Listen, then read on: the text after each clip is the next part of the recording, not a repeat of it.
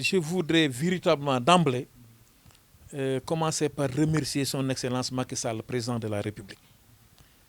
Le féliciter d'abord pour ce qu'il a fait au niveau de Sédhiou et ce qu'il a fait jusqu'à présent au niveau même de toutes les régions du Sénégal. Donc sa tournée économique au niveau donc de ces régions de Sédhiou a été couronnée de succès. Donc l'enthousiasme populaire, les populations donc des départements qui lui ont réservé un accueil extraordinaire, donc la jeunesse, les femmes, donc les adultes, donc toutes les couches sociales du département, des départements et de la région, véritablement lui ont réservé un accueil chaleureux. Donc c'est traduire donc la satisfaction de ces populations. Parce que si les populations n'étaient pas satisfaites donc, du travail de son Excellence, le président de la République, elles n'allaient pas sortir. Mais ce qu'on a vu donc à Sédhiou, ce qu'on a vu après donc les régions de Thiès et autres, à Pékin, donc dénote que le président de la République est en phase, est en cohérence donc avec les aspirations de sa population. Mais il a réitéré à maintes fois donc cet homme de paix, donc cet homme de dialogue, cet homme du consensus, donc cet homme imbu donc des valeurs démocratiques, donc a lancé cet énième appel au MFDC. Parce que la paix, on en a besoin. Cette région verte de la Casamance, qui regorge d'énormes potentialités, qui regorge de beaucoup de compétences, c'est une région véritablement qui a besoin de la paix. Et cet appel, je pense, sera entendu donc par tous les acteurs. Parce que ce qu'il est en train de faire au niveau de la Casamance, Ziguinchor, vous allez à Sédhiou, vous allez à Bignona, vous allez dans le Blouf, vous allez dans le Balantacounda, vous allez partout dans ces régions, la main du président de la République, Macky Sall, et son plan Sénégal émergent donc sont visibles. Donc cette paix-là, nous la voulons. Cette paix aussi, nous la voulons actuellement et pour les générations futures, pour que le développement économique, social et environnemental de ces régions puisse être une réalité. Donc la Casamance naturelle donc, a besoin véritablement de cette quiétude. Cette région a besoin donc de la paix pour exploiter donc, toutes les potentialités donc, dont elle dispose. Et je pense que cet appel-là sera entendu par toutes les forces vives de la nation pour que ce pays stable, ce pays de la Teranga puisse continuer à être donc ce havre de paix pour tout le pays. Que cet appel-là, je souhaite qu'il sera vivement entendu par tout le monde, particulièrement par la jeunesse.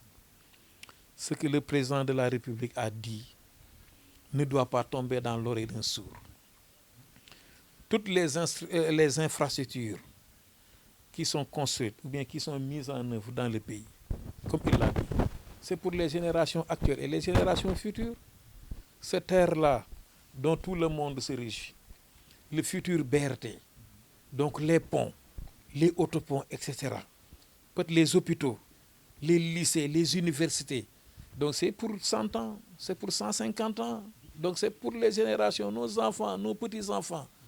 Donc particulièrement nous qui sommes de la banlieue, étant pur produit de la banlieue, je voudrais que cet appel-là soit entendu par tous les fils de la banlieue. Parce que nous, la banlieue, on a besoin d'être appuyés et le président de la République a fait. Et on l'a vu, le terre a complètement désenclavé cette banlieue. Les infrastructures sportives dans la banlieue, les établissements de formation professionnelle dans la banlieue, les autoponts, la VDN 3, donc des infrastructures, on peut les compter plusieurs fois. Donc ça aussi, nous devons préserver nos acquis. Comment préserver nos acquis? Donc en respectant l'ordre, en respectant donc les consignes de l'autorité, on peut véritablement manifester, mais on va faire dans les règles de l'art. Donc selon les consignes et les règles édictées par la loi, et selon aussi donc les consignes qui sont données par l'autorité compétente. On ne peut pas passer tout son temps à défier l'autorité, sinon donc ça va se retourner contre nous. Donc la jeunesse est invitée à prendre conscience de ce potentiel qui est là. Une jeunesse consciente, une jeunesse engagée, une jeunesse qui a été appuyée jusque-là et une jeunesse pour laquelle les ISEP sont construits. Donc la validation des acquis de l'expérience, donc la DER-FJ, donc l'Office national de formation professionnelle, le 3FPT, donc véritablement beaucoup de mécanismes d'encadrement, des mécanismes financiers sont actuellement mis en œuvre par son Excellence le Président de la République pour accompagner donc cette jeunesse qui lui est vraiment chère. Et retenez bien, chers jeunes, que son Excellence le Président de la République, à travers Xëyu Ndaw yi, a beaucoup fait pour vous. À travers le reboisement, à travers la gestion des déchets, à travers donc la sécurité de proximité, à travers l'éducation nationale, à travers l'enseignement supérieur, à travers la formation professionnelle, à travers l'entrepreneuriat.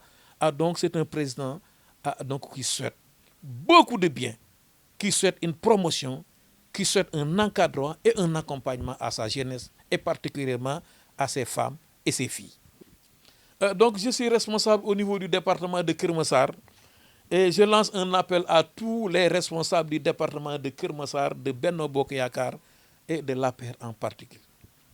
L'heure n'est pas aux guerres de positionnement. Actuellement, comme je le dis toujours, donc c'est autour du président de la République. Nous devons faire bloc autour de lui. Nous devons faire bloc autour de son Excellence, Monsieur le Président de la République, pour vulgariser ses réalisations. Et en termes de réalisation, il a beaucoup fait pour le pays. Je ne parle pas de l'énergie, où le Sénégal a dépassé le cap du gigawatt. Gigawatt, c'est pratiquement 1000 mégawatts. Ça fait 1 milliard de watts qui sont installés ici, contre moins de 500 mégawatts en 2012. Donc la capacité installée aujourd'hui au Sénégal dépasse l'entendement humain. Le taux d'électrification rurale a été boosté drastiquement. Donc le taux d'accès à l'électricité en zone urbaine, en zone rurale, véritablement beaucoup de choses ont été faites. L'électrification par voie solaire, 115 000 lampadaires solaires, 55 000 lampadaires solaires et d'autres qui vont venir pour inscrire le Sénégal dans la voie du développement durable.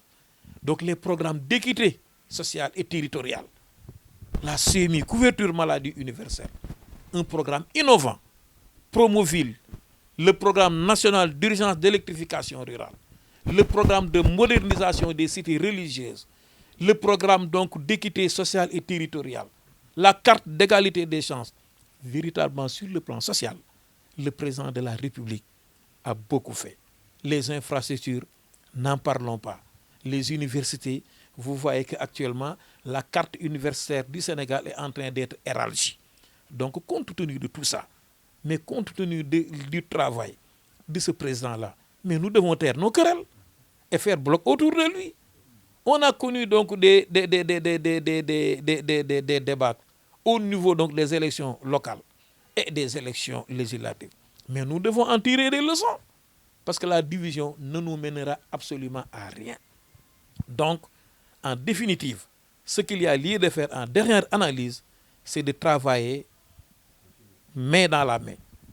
Tous les responsables du département de Keur Massar pour que donc le président de la République puisse avoir les coups de France dans ce département.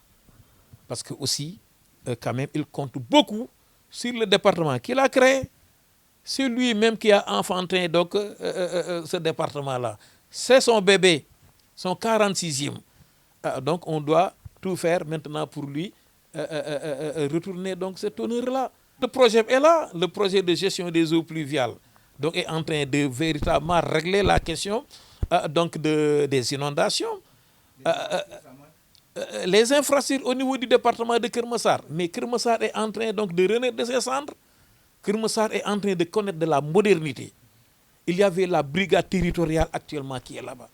Et un programme innovant, c'est le programme de modernisation de la décharge de Mbeubeuss.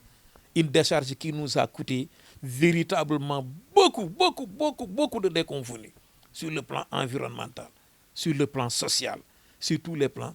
Mais son Excellence est en train d'apporter une réponse pertinente. D'ici à quelques années, donc la décharge sera donc parmi donc les infrastructures de base les plus productives au niveau national. Je voudrais véritablement terminer aussi pour féliciter son Excellence féliciter la nation sénégalaise tout entière et montrer donc toute notre fierté. Parce que aussi, le Sénégal, l'Afrique a obtenu donc un siège permanent au niveau donc du G20. Et ça, c'est un combat qui a été mené par son Excellence, Monsieur le Président de la République, Macky Sall, en étant président de l'Union européenne. Donc son combat, de l'Union africaine autant pour moi, il a gagné son combat. Et actuellement, si aujourd'hui l'Afrique obtient ce siège, on peut véritablement le mettre sous son compte.